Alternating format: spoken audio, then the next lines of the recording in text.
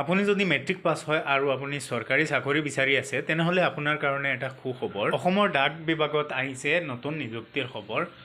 কোনো টেষ্ট বা পৰীক্ষাৰ প্ৰয়োজন নাই, কেৱল আপোনাৰ 10ম শ্ৰেণীৰ মাৰ্কশ্বিট চাই চাকৰি দিয়া হ'ব। তো হেল্ল' এণ্ড ৱেলকাম গাইজ, মই শাহিদুল আৰু আপোনালোকে চাই আছে wait online YouTube channel. Friend, আজিৰ ভিডিঅ'টোত মই আপোনালোকৰ লগত আলোচনা কৰিম ডাক বিভাগত নতুনকৈ অহা চাকৰিৰ বিষয়ে। কেনেকৈ এপ্লাই কৰিব, ইয়াৰ কাৰণে কি কি ডকুমেণ্টছৰ প্ৰয়োজন হ'ব, কেতিয়া ইয়াৰ এপ্লাই আৰম্ভ হ'ব আৰু ইয়াৰ লাষ্ট ডেট কি, সবিশেষ জানিবলৈ হ'লে ভিডিঅ'টো শেষলৈকে চাই থাকক। তেন্তে বলক পলম নকৰি ভিডিঅ'টো আৰম্ভ কৰোঁ। পদ বা পোষ্টৰ নাম হ'ল গ্ৰামীণ ডাক সেৱক GDS আৰু লগতে থাকিব BPM ABPM। খালী পদৰ সংখ্যা হ'ল 1500+, আনুমানিক, এতিয়াও মানে কনফাৰ্ম হোৱা নাই। আৰু এৰিয়া থাকিব সমগ্ৰ অসম আৰু ইয়াৰ কাৰণে দৰমহা থাকিব, চেলাৰী থাকিব 12,000 পৰা 29,000লৈকে। এই চাকৰি এপ্লাই কৰিবলৈ হ'লে আপোনাৰ শিক্ষাগত অৰ্হতা মেট্ৰিক পাছ হ'ব লাগিব। বয়সৰ সময়সীমা হৈছে 18 বছৰৰ পৰা 40 বছৰলৈকে। আৰু এই চাকৰিটোৰ কাৰণে আপোনাৰ গাঁৱলীয়া ভাষা, অৰ্থাৎ অসমীয়া বা বড়ো বা বেংগলী, মানে আপোনাৰ গাঁৱত যিটো ভাষা চলে সেই ভাষাটো জানিব লাগিব। তো বলক এতিয়া আমি চাই লওঁ ইয়াৰ কাৰণে কি কি ডকুমেণ্টছৰ প্ৰয়োজন হ'ব। প্ৰথমতে আপোনাৰ 10ম শ্ৰেণী পাছ কৰা মাৰ্কশ্বিটখন লাগিব।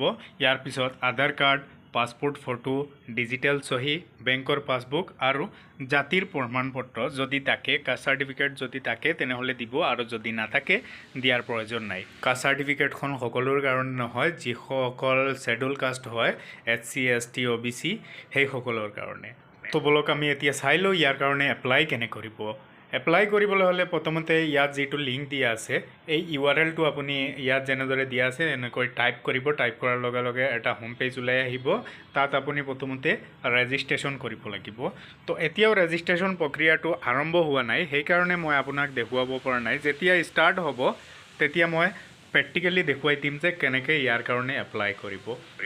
তথাপিও মই আপোনাক কৈ দি আছোঁ, প্ৰথমতে আপুনি ইয়াত যিটো URL দিয়া আছে সেই URL-টো আপুনি অ'পেন কৰিব। ইয়াৰ পিছত আপুনি নিউ ৰেজিষ্ট্ৰেশ্যনত ক্লিক কৰিব। ইয়াৰ পিছত আপোনাৰ মোবাইল নম্বৰ দি OTP এণ্টাৰ কৰি আপুনি ৰেজিষ্ট্ৰেশ্যন কমপ্লিট কৰি ল'ব। আপুনি ইয়াত ডকুমেণ্টছ আপলোড কৰিব। ডকুমেণ্টছ আপলোড কৰাৰ পিছত ফাইনেল ছাবমিট কৰি দিব। ফাইনেল ছাবমিট কৰি দিয়াৰ পিছত আৰু একো কৰিব নালাগে। তাত 2 নম্বৰত অপশ্যন আহিব এপ্লাই। আপুনি এপ্লাই কৰি ল'ব। তো এই চাকৰিটি পাবলৈ হ'লে আপোনাৰ কোনো পৰীক্ষা দিয়াৰ প্ৰয়োজন নাই, অকল 10ম শ্ৰেণীৰ মাৰ্কশ্বিট, মেট্ৰিকৰ মাৰ্কশ্বিটৰ নাম্বাৰৰ ওপৰত ভিত্তি কৰি মেৰিট লিষ্ট উলিওৱা হ'ব। আৰু সেই মেৰিট লিষ্টত যদি আপোনাৰ নাম আহে তেনেহ'লে আপুনি চাকৰিটো পাই যাব। তো এপ্লাই প্ৰচেছটো মই এতিয়া দেখুৱাব পৰা নাই, কাৰণ এপ্লাইটো এতিয়াও আৰম্ভ হোৱা নাই। তো চাকৰিটোৰ কাৰণে এপ্লাই আৰম্ভ হ'ব এইটো মাহৰ 3য় সপ্তাহত, অৰ্থাৎ 20 তাৰিখৰ পিছত, আৰু শেষ হ'ব আগষ্ট মাহত।